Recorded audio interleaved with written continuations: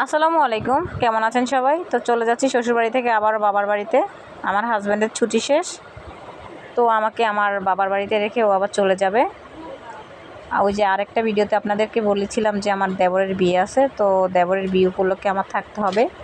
যদি আমার হাজব্যান্ড ছুটি পায় তাহলে আবার আসবে বিয়েতে অ্যাটেন্ড করার জন্য, আমাকে নিয়ে যাবে আর কি। তো আমাদের বাজারে এখানে এসে দাঁড়ালাম, আবার আরেকটা সিএনজি নিতে হবে, সেটা হচ্ছে যে আমাদের বাড়িতে যাওয়ার। আমাদের বাড়িতে বেশি দূরত্ব না, 5 মিনিট। তো আমার বাচ্চারা হেঁটে যেতে পারবে না, যেহেতু আমি অনেক ব্যাগ নিয়ে এসেছি শ্বশুরবাড়ি থেকে। তো আমাদের আরেকটা অটো লাগবে, তো ওখানে অটো দাঁড়াইছিল। তো আমার বড় বাচ্চাটা দৌড়ে দৌড়ে যাচ্ছে, ভাবছে যে অটোওয়ালা চলে যাবে। তো আমরা তো অটোওয়ালাকে ডেকেই রেখেছিলাম এখানে। তো যে আমরা বাড়ি চলে যাচ্ছি, তো আমার বড় বাচ্চাটা বলতেছে যে আমি আরও অনেক দিন থাকবো। ছোটোটা ওর কথা শুনে শুনে ও অনেক দিন থাকবো, ব্যাগও ধরে রাখছে, ভাবছে যে ব্যাগটা মনে হয় পড়ে যাবে। ছোটো মানুষ, ও বুঝে না, সবসময় এরকমই করে।